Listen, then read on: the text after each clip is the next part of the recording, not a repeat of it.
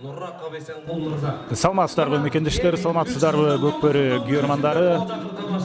Кыргызстандын эгемендик күнүнө карата 31 августтагы эгемендик күнүнө карата президенттин кубогу үчүн болгон көкбөрү боюнча таймаштын экинчи күнүндөгү алгачкы беттеш башталды.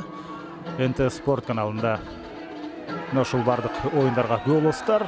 Азыр болсо Жаш күч жана Каулан командасы бири-бирине каршы беттешин баштаган. Жаш күч мына алар кызыл кийимчендер азыр асманды менип бара жаткан ушул жерде Жаш күчтүн оюнчусу бул Кумарбек Бакытбек уулу өтө жогорку ылдамдык менен барды эле, бирок эсеп сандары азыр ачылбай калды. Мына Жаш күч алар кызыл кийим менен, ал эми ак кийим менен булар Каулан командасы. Өткөн 9 майдагы беттеште булар эгерде 8ден 1 финалда утса, чейрек финалда жолукмак, бирок ошондо Жаш күч атуулду утуп чейрек финалга жеткен болчу. Ал эми Каулан командасы 8ден 1 финалда Кара Буура менен беттеш калган. Кара Буура болсо 9 майда ошентип финалда көлтөр менен ойногон, андыктан албетте ал беттеште Каулан командасын Кара Буура утуп кеткен эле. Эми бул ирет алар бул эки команда ошентип 8ден 1 финалда бири-бирине каршы келип калды. Жана чындыгында бир топ эле татыктуу таймаш бул оюнда орун алат деп айтсак болот. Жаш күч командасы бул Баткен облусунун командасы, ал эми Каулан Ысык Көлдөн. Ошол эки облустун көкбөрүчүлөрү бүгүн чейрек финалга чыгуу үчүн болгон ат салышууну ишке ашырып атат. Оюнчуларды тааныштырып баштасак, Жаш күчтөн баштайлы. Элеман Миңбаев минген аты Мамалак, биринчи катар саны менен 9 майда ал чагылганды минип чыккан эле. Ал эми бул ирет чагылганды демек башка оюнчу минип чыкты. Азыр ал тууралуу да айтабыз. 2 номерде Баяман Муралим уулу, ал Көкжал менен. 3 номерде Санжар Батырбек уулу минген аты чагылган. Мына ушул Элеман Миңбаев 9 майда минген атты азыр Санжар Батырбек уулу бул жерде минип чыгып турат. Ошондой эле 4 номерде Рамазан Орунбек уулу минген аты Кайсар. 5-де Улукбек Майлыбашев минген аргымагы Кара Кулжа. Ал эми 6 номерде Бекболсун Алтынбек уулу, ал Эрке Тор менен. 7-де Адлет Мамасали уулу минген аргымагы Найман, ал Камбатты минип жүргөн эле. Бүгүн болсо 9 майда Камбатты минген, бул ирет ошентип Найман менен. 8 номерде Байбөтөн Абдурашит уулу минген аты Шайтан, капкара болгон чыңкый кара аргымак минип жүрөт. Азыр болсо Каулан чабуулда Болот уулу Азим эч кандай тоскоолдуксуз ошентип тайгазанга жетип келди дагы. Болот уулу Азим ишенимдүү ошентип эсепти ачып кетти. Карабайырды минип жүрчү 9 майда бул ирет чемпионду минип чыкты. Бара келди. Мына ошентип Каулан өзүнүн капчыгына 1-0 эсебинде Каулан командасы алдыга ошентип озуп чыкты. Биз болсо мына Байбөтөн Абдурашит уулун тааныштырдык Шайтан менен. Ал эми 9 номерде Кумарбек Бакытбек уулу асманды минип жүрөт, ак боз атты. Ал эми 10 номерде Айтмерек Сейитказы уулу минген аргымагы Лига. Бакай Султан уулу 11 номер менен Тайсын аттуу аргымакты минип жүрсө, ошондой эле Кара Балта деген аты менен Ильяс Эсеноман уулу, ал 12 номерде. Ошондой эле Жаш күч командасынын башкаруучусу бул Абдулкасым Давлатов. Ал эми Кылыч Кенетаев болсо Жаш күчтүн жетекчиси. Ал эми Каулан командасынын 1 номеринде Айып Тилек уулу минген аты Дубай. 2 номерде Айбек Айып уулу минген аргымагы Хулиган. Тилек менен Айбек экөө бир тууганда. каармандар. Ошондой эле Азим Болот уулу 3-номерде минген аргымагы чемпион. Эркинбек Жунушканов Алай деген аргымакты минип жүрөт. 4-номерде Хан Күрөң менен Бек Эрмек уулу ал 5-номерде. Жолдош Карабалаев Адмирал менен 6-чы, Бекзат Асанов Жигит менен 7-чи, Кадырбек Бектемир уулу Зидан менен 8-чи, Аскат Кеңешбек уулу Сүлүк Кара менен ал 9-чу, Федяны жүргөн Атай Жакыбалиев 10-номерде. Тынчтык Садырбек уулу 11-чи катар сайн менен минген аргымагы Тайвань. Ал эми Риматтуу ат менен Эрмек Абды Талип уулу. Бердибек Иманбеков Каулан командасынын жетекчиси, Эрмек Булгаков Кауландын башкаруучусу. Алгачкы чабуул ошентип жаш күч тараптан орун алып, бирок ал иш жүзүнө ашпай калды эле. Каулан командасы өтө жакшы ишке ашырган. Ал мезгилде ошентип жогорку ылдамдык менен жакшы эле адилет бара жатты эле. Бирок жыйынтыгында анын улагы тайгызанга жете берген жок. Мына орто жолдон ошентип жерде калган болсо, бул жерде Кауландын оюнчусу Бек Эрмек уулу Хан Күрөң менен улакты көтөрүп кетейин деди. Бек Эрмек уулу өткөн 9-майдагы беттеште Кауландын курамында жок болчу. Ал Бактияр Жекшенбек уулунун ордуна чыкты бул ирет. Ошондой эле дагы бир өзгөрүү бар. Ынтымак Эмил уулу Каулан командасында ал бул турнирде катышпайт. Анын ордуна Жолдош Карабалаев чыкты. Адмирал менен. Жолдош Карабалаев албетте ал өтө тажрыйбалуу, дээрлик мына 42 жаштагы чабандес, Каулан командасындагы эң тажрыйбалуу жана ошол эле учурда ишенимдүү оюнчулардын бири деп айтсак болот. Жаш күч командасында дагы 9-майга салыштырмалуу 2 өзгөрүү орун алды. Кутман Бакыт уулу бул турнирге келген жок. Ал Кашка деген аргымактын жүрчү, анын ордуна Кайсар менен Рамазан Орунбек уулу чыкты. 4-номерде ойноп атат. Андан сырткары Кумарбек Бакытбек уулу ошол алгачкы секундаларда ошентип жерге кулап түштү эле. Улакты тайгызанга салам деп Кумарбек Бакытбек уулу дагы жаш күчтүн курамында ушул турнирде катышып атат. Ал Кайратбек Дүйшөбайдын демек ордуна чыкты. Аргымактардагы жаш күчтө бир топ өзгөргөн. Ошондой эле Исфайрам деген аргымак көрүнбөйт, Кашка, андан сырткары Камбат, ошондой эле Байкара деген аттардын ордуна албетте жаңы аргымактар чыккан. Азыр болсо Бакай Султан уулу Тайсондун үстүнөн кулап түштү. Улакты тайгызанга салам деп. Ошондой беттеш өтө жакшы башталды деп айтсак болот. Жаш күч командасында Баткен облусунун бул бардык турнирлерде быйылкы 2 турнирде өздөрүнүн жакшы результатын көрсөтө албаса дагы бирок кооз беттештерди сунуштаган.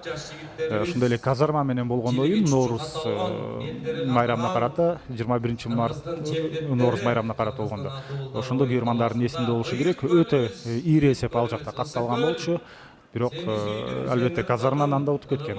Жаш күч ал учурда дебюттук турнирин өткөрүп жаткан болсо, андан кийин 9-майда ойноду. Ошол экзотикалык команда десек болот, Атуул. Ошол Атуулду алар ишенимдүү уткан эле. Бирок албетте Кара Буурага каршы туруу 9-майда жаш күчкө чындыгында оор болгон. Бирок бүгүн мына Кауланга каршы беттеште толук мүмкүнчүлүк бар жаш күчтө. Ошол эле учурда Каулан деле жаш күчкө татыктуу каршылыкты көрсөтө алат деп айтсак болот. Жекеме-жеке азыр орун алууда. Улак айлампанын так ортосуна тышталышы керек. Бакай Султан уулу мына Тайсон менен оюнга аралашты. Бул Тайсондун тепкенин караңыздар. Бул жаш күч командасынан болсо, ал эми Кауландан Болот Азим уулу чыкты. Минген аргымагы чемпион менен Тайсондун азыр таймашын көрүп атабыз. Мына чындыгы жекеме-жекедеги тирешүү башталды. Караңыздарчы, Тайсон бул жерде жөн гана улактын үстүнө отуруп жатып алды, андыктан улакты бул жерде эңкетүү мүмкүн эмес эле. Ошондай эми улакты сактап калыш үчүн аттар ар кандай жоруктарга барып атат десек Биринчи таймда жарашчудай Тайсон кайрада ой акырын. азыр ох башына тээп салбас экен. Жакшы. Бул жерде аз жерден Бакай Султан уулу жабыркап калайын деди. Тайсон бир аз мүнөзү катаалыраак окшойт. Эки ирет жатып алды, бир жолу тебинип кетти. Азыр болсо анын ордуна башка чабандестер, жаш күчтөн Элеман Миңбаев чагылган менен жана чагылган менен ал эми Жолдош Карабалаев болсо бул Жолдош Карабалаев мына Кабылан командасынан чыкты. Бөрү карыса бир койлук дейт. Андыктан чындыгында булар тажрыйбага таянып ийгилик жаратып коюшу ыктымал. Мына Жолдош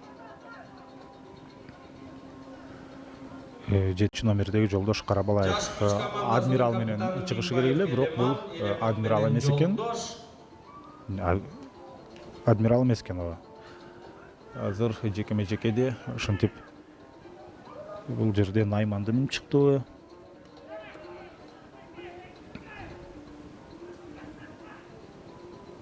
Азыр болсо жаш күчтүн оюнчусун Тилек Айболун Элеман Миңбаевди такыр жакындаткан жок. Буга чейинкисинде аргымактар бир аз ары бери түртүштү эле. Булардын да убактысы соңуна чыгып калды дагы. Мына азыр болсо эми Бакай Султан уулу улакты жерден эңип алды. Бирок жаңы гана улакты жерден көтөрүп келе жаткан учурда Болот Азим уулу ошентип ал улакты колунан жулуп кетти дагы. Болот Азим уулу чабуулга бара жатат.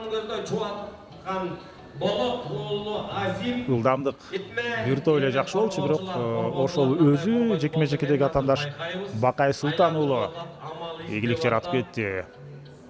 Ийгиликти өндөн айтабыз, албетте Тайгазанга жакындатпай алыстатып кеткен, бирок кайрадан кийинки дем менен Тайгазанды көздөй киргенге аракет кылып атат. Өнөктөшүнө өткөрүп берсе жакшы болот эле. Буга чейин сул такымда, азыр оң такымга өткөрдү. Андыктан кандайдыр бир маселе болушу мүмкүн эмес. Эгерде бир аз күч келип баштаса, анда өнөктөшүнө өткөрүп бергенге аракет кылат. Азыр анын жанына Кадырбек Бектемир уулу барды.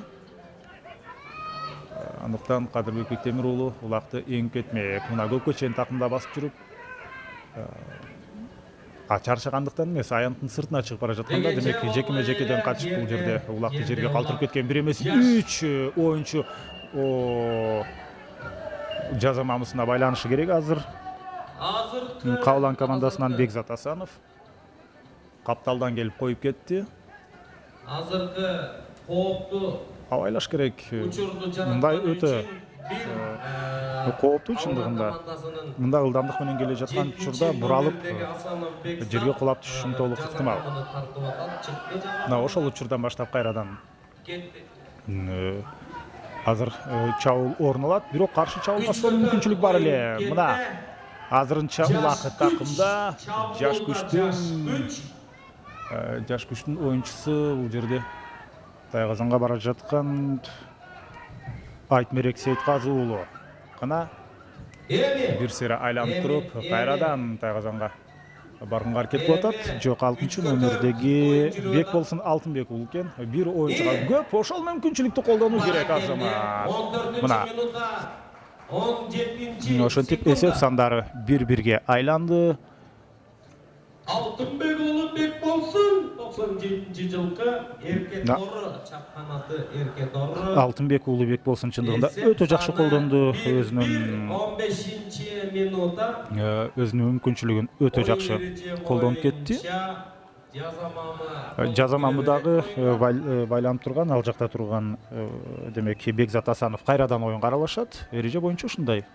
Улак Тайгазанга түштү. Андыктан 2 мүнөттү күтүп отурбастан кайрадан оюнга киргенге мүмкүнчүлүк берилет. Эсеп сандары теңелди 1-1. 14 минутада демек Бекболсун Алтынбек уулу улакты салды, ага чейин болжол менен 3 мүнөттөрдө Болот Азим уулу ал эсепти ачкан болчу. Азыр болсо улак аянттан сыртка чыгып кетти. Бүгүн аба ырайы дагы өтө жакшы болуп турат. Мына касиеттүү ысык көлдүн жээгинде, Чолпон Атада дал ушул жакта мына кечээ күнү алгачкы беттеште аба ырайы бир топ ысык болуп 31 градус болуп турган. Азыр болсо 26 градус жана ошондой учурда көзөмөлдө оюнду жүргүзүп аткан Нурак мырзабыз. Асманда булут бар, андыктан күн көрүнбөй максималдуу түрдө комфорттуу аба ырайы бул жакта түзүлүп турат чабандестер үчүн. Бул турнир албетте 31 август Кыргызстандын эгемендүүлүк күнүнө карата президенттин кубогу үчүн болгон турнир 1-лиганын алкагында таймаш орун алып атат. Кечээ 4 беттеш орун алган. Алкан Ата менен Аракет Сынташ беттешип 15-0 Алкан Ата утуп чейрек финалга чыкты эле. Андан соң Ат башы менен четинде ойноп, Ат башы 8-4 четиндин утуп кеткен. Эми чейрек финалда алгачкы жуп ошентип Алкан Ата менен Ат башы, ал эми андан кийин Көкжал менен Бакубат Талас ойноду. Эсеп 0-8 менен жыйынтыкталды. Ошондо Бакубат Талас чейрек финалда, эми кечээ акыркы жыйынтыктоочу беттешти өткөргөн Торо Айгыр менен Соңкөлдүн жеңүүчүсү дал ушул Соңкөлгө каршы чейрек финалда беттешет. Ошондо чейрек финалдагы алгачкы жуп Алкан Ата Ат башы, экинчи жуп Бакубат Талас менен Соңкөл, үчүнчү чейрек финалдагы жуп мына бүгүн аныкталат. Азыркы жаш күч менен Кабыландын жеңүүчүсү менен мындан кийин Төш Булак жана Суусамыр беттешмекчи. Ошол Төш Булак Суусамырдын жеңүүчүсү азыркы жуптун утканына каршы чейрек финалда таймашат. Ошондой эле кечээ жогорку лиганын алкагындагы Чүчү Кулак ташталды кечээки оюндардан кийин. Ошондо А тобунда Ынтымак, Сары Өзөн жана Сары Өзөн Рассвет үчөөсү бир командага туш келди. Ал эми Б тобунда Достук, Көлтөр жана Кара Буура.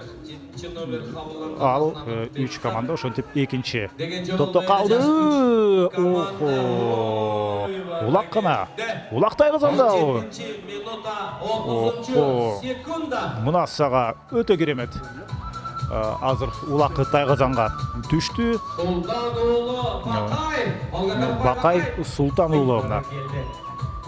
Султан Бакай уулу ошентип керемет бир кыймыл аракеттерди ишке ашырды дагы. Бул эми Көкбөрүнүн жанагы роликтери жаралган учурдагы эң кооз салымдардын бири болуп калат деп айтсак болот.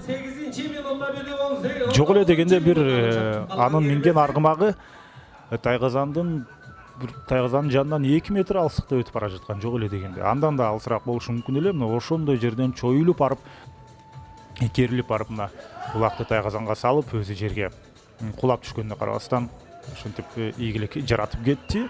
2-1 менен жаш күч алды да. Кабыландын бир салымына жаш күч 2 салым менен жооп берген.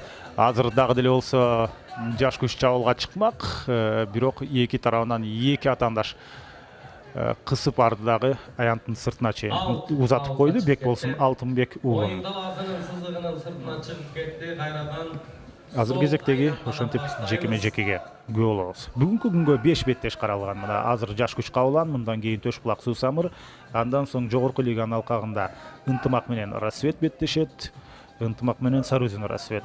Андан соң өткөн турнирдеги 9 май улуу жеңиш күнүнө каратылган турнирде финалга чыккан командалар Көлтөр менен Кара Буура, алар жогорку лиганын алкагында бири-бирине каршы таймашты өткөрөт. Андан соң кайрадан 1-лиганын командалары Ак Суу жана Атуул. Ошентип бүгүнкү 5-чи жыйынтыктоочу беттешти алар өткөрмөкчү. Ал мезгилде көз ачып жумганча мына 1-чи таймдагы соңуна жакындап калган экен. Сүрмө топ азыр улакты жерден эң кеткенге бул жерде аракет кылып атат. Акыркы көз ирмемдер, андыктан улакты эңген күндө деле менин оюмча тайгазанга эч ким жете албайт го дейм. 10 секунда. Акыркы 10 секунда 5 4 Жаш күч командасы Кабыландагы негизинен чабуулга үмүт алган командалар болуп эсептелет. Азыр болсо биринчи 20 мүнөттүктү жыйынтыктадык. Ошентип азыр бир нече мүнөттүк тыныгуу орун алат жана андан кийин сиздер менен экинчи таймда жолугабыз.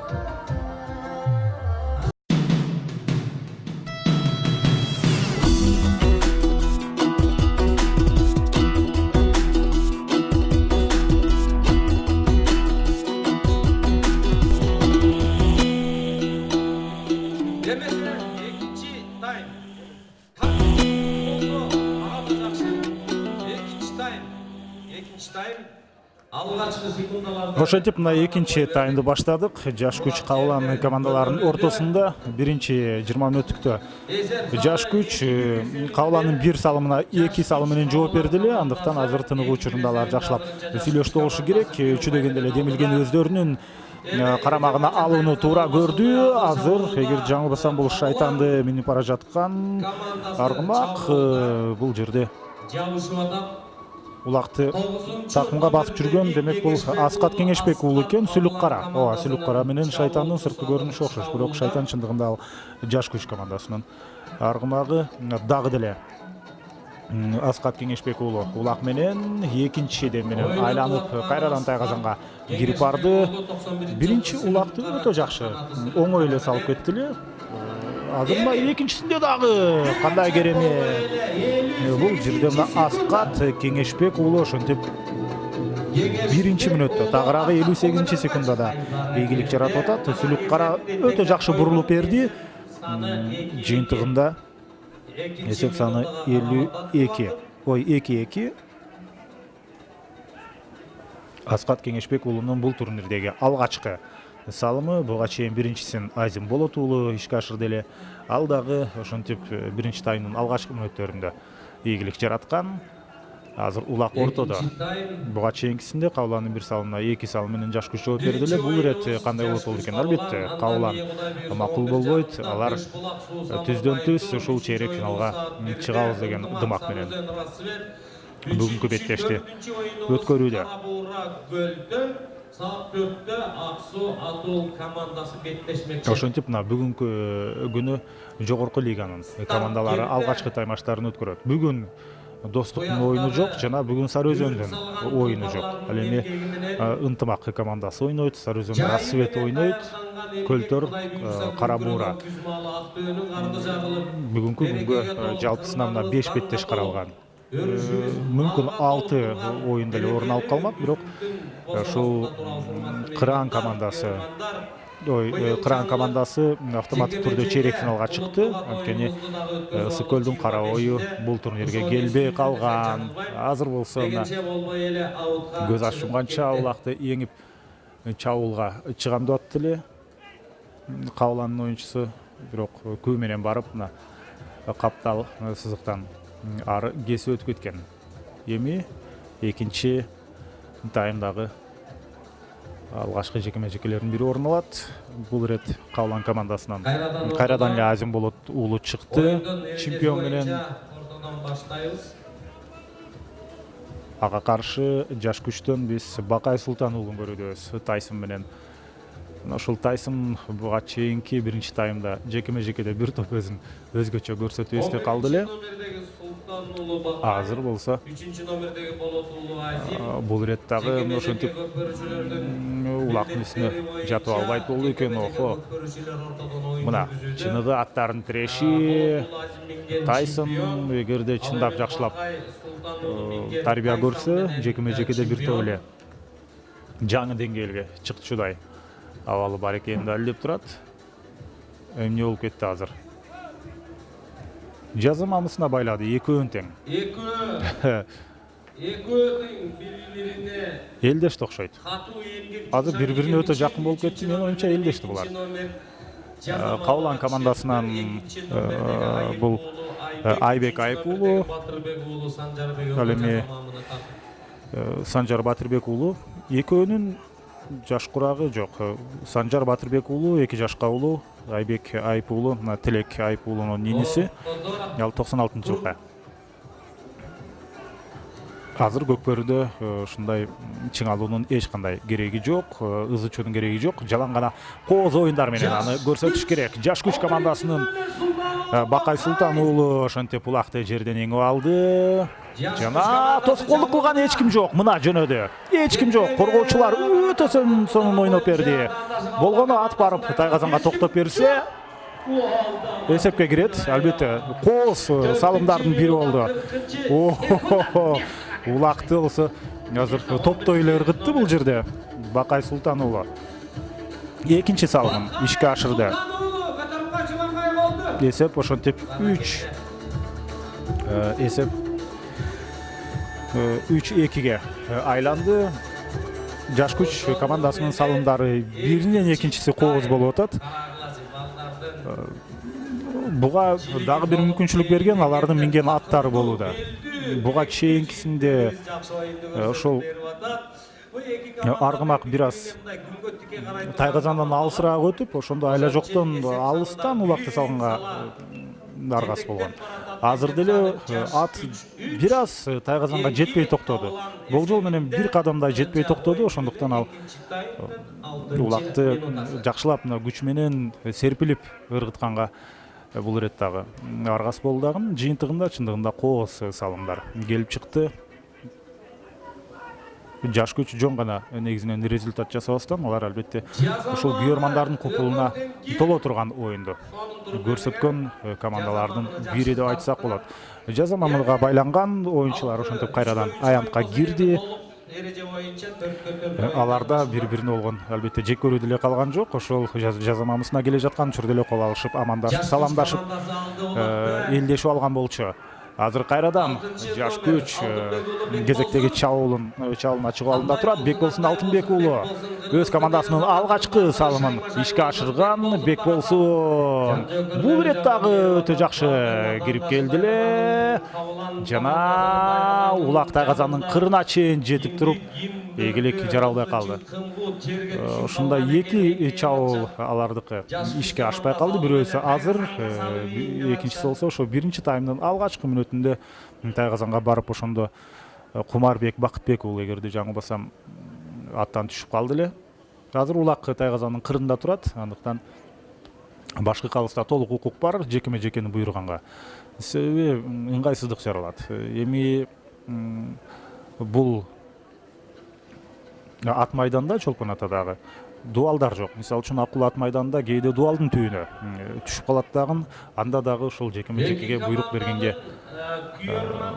буйрук берген учурлар албетте көп эле кездешип келет. Кезектеги жекеме-жекке бул ирет дагы Кабыландан Азим Болот уулу чыкты. Азим Болот уулу ошондо мына 28-ге чыгып калды. 94 болсо жок, 25-те. Азыр чындап көйлүү күчтүү болуп турган учуру. Азим Болот уулу мына улакты такымга басып алды. Ага каршы Бакай Султан уулу чыккан эле. Бакай Султан уулу менен Азим Болот уулунун ортосунда бир эле жаш айырма бар. Бакай Султан уулу 1 жашка кичүү. Ошентип эсеп мына 3-2 болсо, азыр эсеп теңелиши ыктымал. Азим Болот уулу өзү бара жатат. Өз командасына алгачкы улакты салган Азим Болот уулу өтө сонун ошондо топтон сурулуп чыгып ийгилик жараткан эле. Эки команданын тең чабуулдары ушунчалык кооз болуп атат. Албетте коргонууда маселелер бар эки командада тең, бирок чабуулдары керемет. Анткени ушунчалык сонун топтон сурулуп чыгып кеткен учурлар эки командада тең орун алды. Тайгазанын жанында азыр экөөлөп салып кеткенге аракет көрүлүп атат. Ал эми үчөөлөп ошол салып кете турган улактын жолун торгонго жакшы аракеттер көрүлүүдө. Жакшы эле. Кайрадан эле 8-чи. Азыр эми бир аз алыстап туруп, кайрадан экинчи дем менен Тайгазанга кирүүнү көздөп атат. Ал мезгилде аттын жолун тороп, ушул жерден жаш күчтүн оюнчусу Ильяс Эсенаман уулу кара балта менен атаандашын жарамай антына чейин жетти. Мен оюмча эреже бузуу жок. Бирок калыс ышкырды туура. Демей ат жерге жыгылып, атандаш жерде жөө жүргөн учурда оюнду токтотуп турганы жакшы. Улакты тартып атканда куладуу же ошол жерде эмне болуп кетти эле. Эреже бузуу жокко дейм. Азыр башкы калыстын чечимин күтөлү. Эсенкул Нураков тейлеп атат. Бул беттешти албетте командасы менен чогуу, ал ортодогу ошентип Эсенкул Нураков, ал эми анын жардамчылары бар. Мына оюн кайрадан жанданды. Чындыгында эреже бузуу ал жерде орун алган эмес.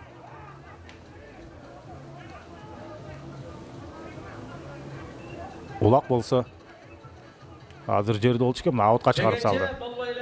Аутка чыгарып салды. Туура кылды. Ал жерде эмнегедир өзгөчө охо бул эмнеси? Оюнду жалгаштыралы. Бери жакын эме. Бери кыла бери. Дисквалификация кылыш керек мындайларды. Жигиттер, жакшы оюн башталды. 9 майда албетте мындай учур орун алган, андыктан бир оюнга эмес, бир сезонго ким ушинтип абалды курчукту, ошол замат аны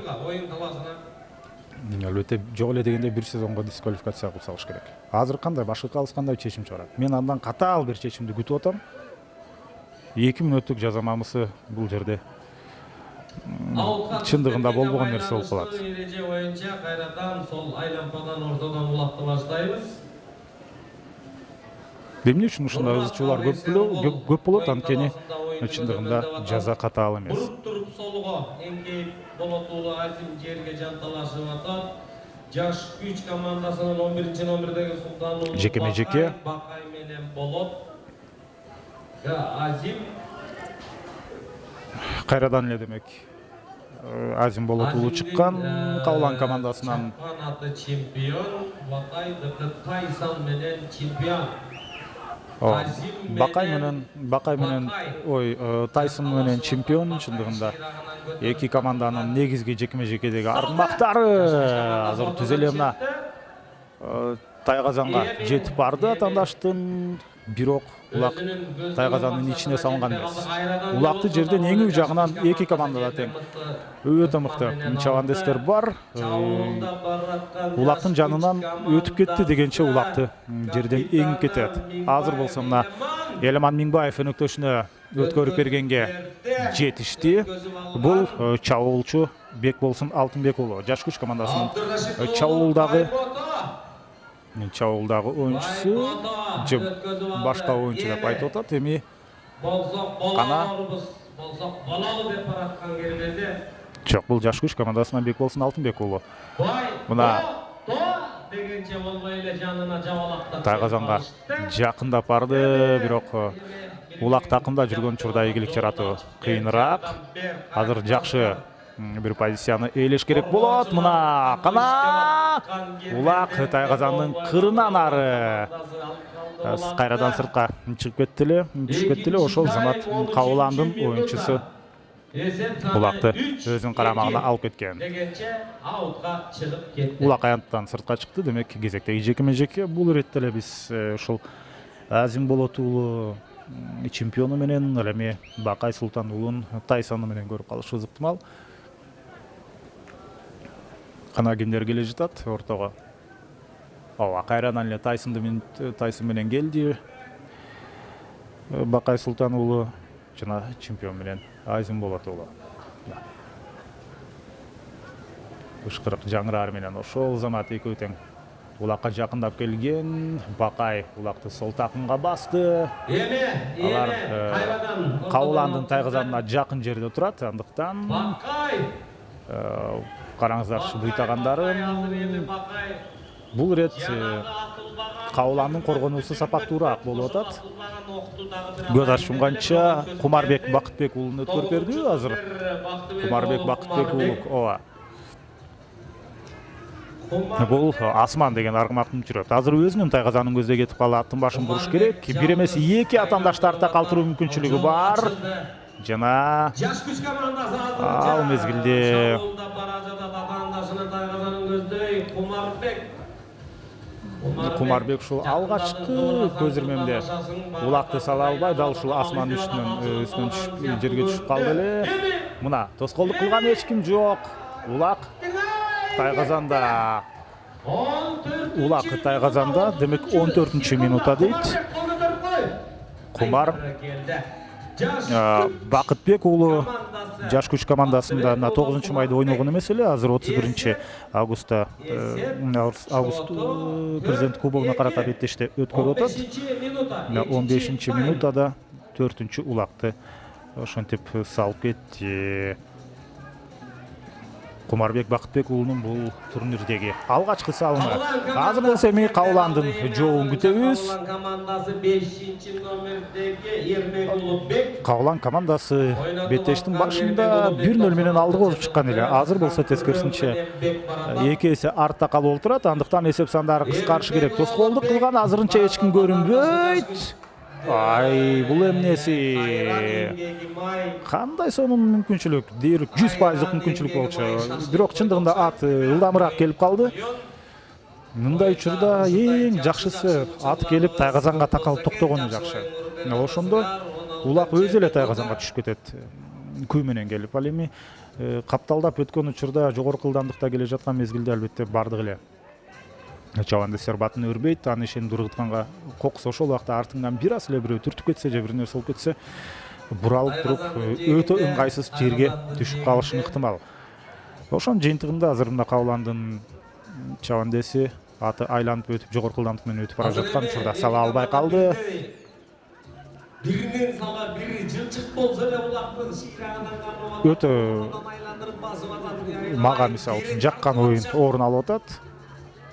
Эки команданын тең ушул жерде көксөгөнү чабуул, көксөгөнү улак салмай, коргонууга караганда чабуулга көбүрөөк басым жасап жатканы албетте көрмандарга дагы кошумча рахат тартуулайт деп айтсак болот. Бирок биз албетте коргонуу начар болуш керек дегенден таптакырабызбыз. Биринчи кезекте коргонуу жакшы болушу керек. Анткени улак салганга караганда өзүңдүн Тайгазаныңды сактоо оңоюраак негизинен.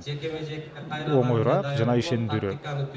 Эң башкысы коргонуу жакшы болсо, ал эми чабуулда бирөөсүндө болду болсо экинчисинде ийгилик жаралып кетиши толук ыктымал. Азыр жекеме-жеке. Жакшы оюн куруп берип атат. Каулан командасындагы жаш күч командасы. Жаш күч командасы Жекеме-жекеде биз кайрадан эле мына буга чейинки ушул негизи каарманга айланган эки чабандести, эки атты көрүп атабыз. Тайсон менен чемпион тирешүүдө, Бакай менен Азим Болот уулу тирешүүдө. Жетекчиликке ырашчылык билдирели, балдардын баш Мына убакыт башталды. 9-майдан кийин улуу жеңиш. Негизинен мына ушул Каулан командасы 1-августтан баштап машыгууларын 1-августтан баштаган. Жаш күч командасы деле жакшы даярданды негизинен бул турнирге. Азыр болсо бул жерде улак менен жүргөн жаш күч командасынан Адилет Мамасали уулу минген аргымагын Айман. Мына Адилет Мамасали уулу аргымагы өтө ылдам күлүк экенин далилдеди, бирок ал жерде Кауландын коргоочу оюнчусунун аргымактары ал да күлүк болуп чыкты. Негизинен коргоочулар күлүк аттарды минишет, себеби ушундай бош зонаны колдонуп, ылдам бара жаткан учурда арттан кууп жетиш керек. Ой, тоскоолдук кылган эч ким жок болуп калды. Көз ачып жумганча таң калыштуу. Мына ушул жерде бир караганда толугу менен эле абалды көзөмөлдөп тургандай көрүнгөн, бирок Адилет болсо Адилет Мамасали уулу ушундай бир доли секунд убакытты өтө жакшы пайдаланып кетти. 5-2 жаш күч Кауланды экинчи таймда кадимкидей артта калтырып кетти. Биринчи таймда деле 2-1 менен жыйынтыкталган болчу, бирок экинчи таймда азыр чоң өзгөрүүлөр орун алып атат. Азыр болсо акыркы минутасы. Кауландын оюнчусу бул Эрмек уулу Бек Эрмек уулу Ханкүрөң менен бул да Кауландын курамында биринчи оюнун өткөрүп атат. Ушул азыр болсо мына тоскоолдук кылган эч ким жок. Ат келип токтоп берсе, кагылып калды. 19-минутта 15-секунда. Ошентип эсеп 5-3. 5-номер Эрмек Улубек. Эрмек кол көтөрүп койчу, жакшысыңбы? Жакшы экен, эң башкысы ден соолугу жакшы болсун. Ал эми улакты жакшы салып кетти Азамат. Ушундай жогорку ылдамдыкта келип, ат дээрлик Тайгазанга келип такалып токтоюн деп туруп, кайрадан буйтап айланып өттү эле. Ошондо бир аз кагылып калды. Бирок азыркы Тайгазан бир тойло жумшак. Аны кечээ эмес, мурда күнү. Ошентип алмаштырды эле. Тайгазан жумшак болгондуктан оюнчуларга мына айрыкча азыр ушул жерде улакты салган Бек Эрмек уулуна ыңгайсыздык жараткан жок. Ал мезгилде экинчи тайм соңуна чыкты. Саналуу көзөрмөндөрдөн кийин 3-20 мүнөттүктү баштайбыз.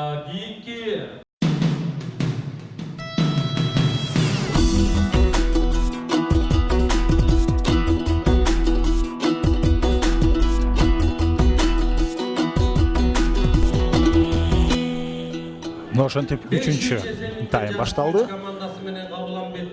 Жана жаш күч менен Кабылан бири-бирине каршы келип атат. Эсеп сандары экинчи таймдын жыйынтыгы боюнча ошентип 5-3-кө айланды. 5-2ден кийин эң акыркы көзөрмөндөрдө Кабылан 3-чү улакты салып кеткен. Ал мезгилде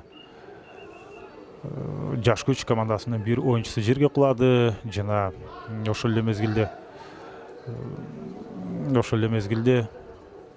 Кабылан командасынын бир аргымагы аксап калды. Анын албетте Тулан Талбайт болуш керек. Ошол бутун басып кетти окшойт. Негизинен эле аянтта кум тереңирээк, ошондуктан ыңгайсыздыктар жаралат. Аттын туягы кээде кирип кетип чалынып жыгылса, кээде атаандаштардын аттарынын бутун басып кеткен учурлар кездешет. Бул ошол кумдун тереңдигинен. Ошонун негизинде демек мындай кошумча ыңгайсыздыктар жаралат. Эч кандай эреже бузуу чындыгында болгон эмес эле. Кабылан командасынын бир көкпөрүүчүсү жаза мамырга эреже бузуу болгон экен. Демек жөн жерден кулабаптыр. Мен ушул буту кирип кетип жерге куласа керек деп ойлогом. Иш жүзүндө демек Айбек Айып уулу хулиган деген аргымак менен мына жаза мамысына байланды. Ал учурда жаш күч чабуулда тоскоолдук кылган азырынча эч ким жок. Ошондуктан улак Тайгазанга түштү эле. Бул эсепке алынат болду экен же алынбайт? Эсепке алынат. Демек бул Кумарбек Бакытбек уулу. Ошентип 6-чы улакты биринчи мүнөттө эле, 3-чү таймдын биринчи мүнөтүндө эле салып кетти. Жана ошол замат кайрадан Кабылан толук кандуу беттешти өткөрөт. Жаза мамысына байланган Айбек Айып уулу кайрадан оюнга аралашты. Азыр болсо улак ортодо жерде. Эми ал жерден сүрмө топтун арасынан улакты суруп кеткенге аракет кылынып атат. Азыр болсо өтө жакшы улакты жерден эңгедей болду эле. Кабыландын оюнчусу 11-чи номердеги бул Тайваньды минип жүргөн Тынчтык Садырбек уулу. Бирок улакты ыңгайсыз жеринен кармап алган экен, ошондуктан жерге түшүп калган. Азыр болсо кайрадан жаш күч улак менен жүрөт. Бул Рамазан Орунбек уулу. Кайсар деген аргымак менен. Рамазан 9 майда ойногон эмес эле, жаш күчкө жаңы кошулган. Чавандес тоскоолдук кылган атаандаштар бар. Ошондуктан азыр аттын башын буруп, экинчи дем менен киргени жакшы. Мына дагы кирди эле, бирок бир оюнчу эмес, эки оюнчу анын жолунан үчүнчүсү дагы келип тоскоолдук кылып калды. Улакты да тартыруу иш ыктымал, себеби бир нече тарабынан 4 тарабынан курчап келген эле. Ошентсе дагы кош такым менен, жок, кош такым эмес, бирөөсү Кабыландын оюнчусу болчу. Сол такымга басып кетти. Азыр болсо меймандарыбыз ар дайым ат үстүндө улак тартыш бир аз катуураак кагылышып калгандай болду. Башкы калыс мындай учурда эреже бузууну каттап коюшу толук ыктымал. Алмашуу орун алып атат. Жаш күчтө бир эмес бир нече чабандес ошентип алмашууларга дуушар болду. Эми көкбөрүдө көз ачып жумганча алмашуулар орун алып турат. Ышкырык жаңырды башкы калыстын дагы бирөө жазамамысына байланабы. Бет маңдайдан келип кагып кеткендей көрүндү. Чыкырып атат башкы калыс. Кайрадан пикир келишпестик болчудай. Ушул нерсе болмок беле. Каулан командасы упай жагынан артта, андыктан алар албетте бир аз арданып турат. Жаш күчтүн оюнчулары муну түшүнүп, эми провокацияга алдырбаш керек. Кыргыздын намыстуу жигиттери албетте ушундай жеңилүүнү баары эле туура көтөрө албайт. Бир жагынан албетте жеңилгенди жаман көргөндө жакшы, экинчи жагынан эреженин алкагында ийгилик жаратуу керек. Бири-бири менен кермур айтышкандан эч кандай пайда жок. Азыр өзгөчө ошентип чыңалуу орун алып турат. Жаш күч эки эсе артыкчылыкка ээ болуп кетти. Бул 3-чү тайм. Андыктан Каулан командасы кийинки баскычка чыкпай калуу коркунучунда турат. Азим Болотуулу мына Азим Болотуулу оң такымга улакты басып жүрөт. Ага каршы бир оюнчу, бирок чемпион күлүп экен. Карасаңыздар, атаандашынын акырын аты менен кошо артка калтырып кеткенге аракет кылды. Аттын башын буруп кайрадан келди эле. Азырынча коргонуу жакшыдай көрүндү. Ооба, жаш күчтүн коргонуусу Кауландын чабуулун токтотуп атат бул жерде. Бир эмес 3-ө мына азыр улактай казанга түшүш керек. Дал ошондой. Да, ошентип 6-чы минутада Азим Болотуулу ошентип бул беттеште 6-чы минутада 4-чү салымды ишке ашырды. Азим Болотуулу 1-чи улакты салган эле, азыр 4-чү улакты салды. Бул 6-чы минут болсо, демек 6-чы минутта дагы 14 мүнөт бар. Эсеп айырмасы 2. Салым. Улак дал ортого түшкөн жок, бир аз четирекке туруп калды. Андай болсо улакты кайрадан ыңгайлуу жерге жайгаштыруу керек. Негизинен мындай жумушту калыстар деле аткарып койсо болот. Кауландын убактысы кетип атат. Ошондуктан азыр жаш күчтүн оюнчулары келип, улакты ордунан козгогон жок. Ышкырык жаңырды. Жана көз ачып жумганча бул жерден улакты Ильяс Эсенаман уулу эңип кеткен. Азырынча өзүнүн тайгазанын жанында жүрөт. Аттын башын буруп, аутка кете алат болду экен. Улак аянттан сыртка эми чыкты мына. Ой. Ыңгайсыз. Чындыгында аянт бир аз оорураак. Аны чабандестер жакшы түшүнүш керек дагы, эми тобокелге баруу туура эмес. Айрыкча мына ушул аянт бүткөн жерде бир аз ал жерде арык сыяктуу бир жер бар дагы. Ошондуктан аттар мүдүрүлүп, чалынып кулаган учурлар кездешпей койбойт. Жекеме-жеке кайрадан эле Азим Болотуулу, ал эми Бакай азыр улакты мүмкүнчүлүктөн пайдаланып жерден эңип, сол такымга басты. Жаш күч сонун даярданган экен, өтө жакшы даярданып келиптир, бирок Кауландын деле кандайдыр бир алсыз жактары көп көрүнгөн жок. Коргонуудан гана катачылыктарды кетиришти.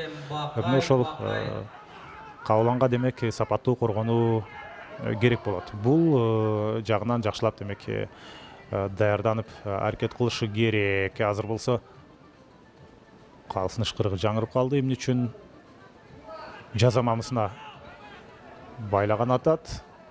Же ооз эки эскертүүбү? Азим Болотуулун азыр 2 мүнөткө аянттан чыгарып коюшу ыктымал. улактан кармабай атаандаштын кийиминен кармап тартып үйдө окшойт. Мен чындыгында алыстан аны байкаган деле жокмун. Жазамамысы жакты көрсөтүп атат. Өздөрүнүн убактысы кетип атат Кауландын. Талашканда эмне убакыт кете берет. Бул жерде жанагындай футзалдагыдай, же болбосо баскетболдогудай таза убакыт берилбейт. Футболдогудай кете берет убакыт. Андыктан көкбөрүдө кошумча мүнөттөр деле оңой менен берилбейт. Мына көпкө чейин талашып, дагы бир жок эле дегенде 30 секундтай 1 мүнөткө жакын убактысын кетирип, андан кийин гана жазамамысына кетти. Кандай түшүндүрмө берет болду экен? Бурап тарткан үчүн шыйрагын бурап тартты дейт. Таң калыштуу. Негизинен улактан тартса, ал эреже бузуу болбошу керек беле. Азыр болсо мына ушул жерден Бакай Тайгазанга жакындап барды, экинчи дем менен тоскоолдук кылган эч ким жок мына. Ой. Коюп кеткен, туура эмес. Султан уулу Бакай. Бакай Султан уулунун бул 3-чү салымы бүгүнкү беттештеги. Эсеп ошентип 7-3-кө жетти. Бакай Султан уулу Тайс менен барып алар бир оюнчуга көп болчу. Албетте, бир оюнчуга көп болгон мезгилде ийгилик жаратуу жакшы. Демек коргонуу эле алсыз эмес Каулан командасында. Алар ушул 7 улактын 3-өйсүн алар бир оюнчуга аз болгон убакта өткөрүп алды. Андыктан Каулан бир аз тартиптүүрөөк ойнош керек. Бир оюнчуга аз болгондо коргонууда чабандестердин саны жетишпей калып атат дагы. Ошонун жыйынтыгында ар бир ушул Кауландын оюнчусу азайган учурда баарында жаш күчтүн оюнчулары улак салып турду, салымды ишке ашырып турду. Бул өтө маанилүү нерсе. Демек бул тактикалык жүрүш катарда кабыл алынышы керек дагы. Бир аз тартиптүүрөөк ойноп, андан көрө тартиптүүрөөк ойносо ийгилик жаратчу мүмкүнчүлүгү көбүрөөк болмок. Азыр болсо мына Дубайды минип жүргөн Тилек Айып уулу Тайгазанды көздөй бара жатат. Кана топтон сурулуп чыгуу мүмкүн эмес. Эки тараптан 2 атаандаш жабышты. 7-4 эсебинде 3-чү чечүүчү тайм 11 минутта 20 секунда. Азамат мына улакты ошентип Айып Тилек Айып уулу ошентип ишке ашырып кетти. 25-26 жаштагы Тилек Айып уулу ошентип 5-чи улакты салды. Бул болсо ошондо 7-5. 2 упай айырма бар. Убакыт болсо дагы болжол менен 8 минутадай убакыт бар экенин эске алсак, 2 салымды негизинен жокко чыгарып кетсе да болот. Бирок жаш күч дагы бул жерде карап турбайт. Алар дагы салымды ишке ашырып кетиши ыктымал, ошондуктан тапшырма оор эле Каулан командасы үчүн. 32 килограмм. Улактын салмагы демек 32 килограмм экен. Эреже боюнча улак 32ден 35ке чейин болушу керек. 32ден аз же 35тен көп болуп калса, анда ал жарабай калат. Азыр керемет коргонуу, чабуул бул жерде орун алат. Мына улак эрдин кашында тоскоол. Жок, салым салынды. Бирок арттан келип коюп кеткени жаман болду. Сүлүк караны минген Кауландын оюнчусу Аскат Кеңешбек уулу 6-чы улакты салды. Атын коюп кетти, бирок өзү ал учурда аттан ажырап, ошентип Тайгазанга учуп бараткан мезгили болчу. Андыктан эч ким бул жерде жараат алган жок. Эң башкысы ошол нерсе, бөөдө кырсыктан албетте алыс болсо экен деген дайым тилекти айтып келебиз. Азыр жеке орун алат. Бир гана салым айырма калды. Каулан менен жаш күчтүн оюну кадимкидей мага рахат тартуулап атат деп айтсам жарашат. Көрөрмандар деле ошондой сезимде болушу керек. Туюк коргонуу эки тараптан тең такыр орун алган жок. Эки командада тең чабуул жакшы, коргонуу бир аз алсызыраак, ошондуктан уламдан улам улактарды Тайгазандан көрүп жатканыбыз мына ушундан.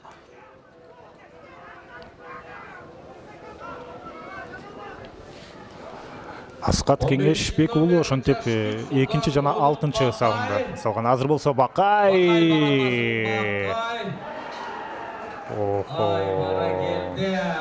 Кандай керемет кыймыл аракет бул жерде. Орун алды. Караңыздарчы, кандай ыңгайсыз учурдан ийгилик жаратып кетти. Бакай Султан уулу Тайсон менен келип, мына 8-чи улакты салды. Караңыздарчы. Бул өзүнчө бир кайтылоого дээрлик, муну аткарууга дээрлик мүмкүн болбогон ушундай ыкмалар салынып атат.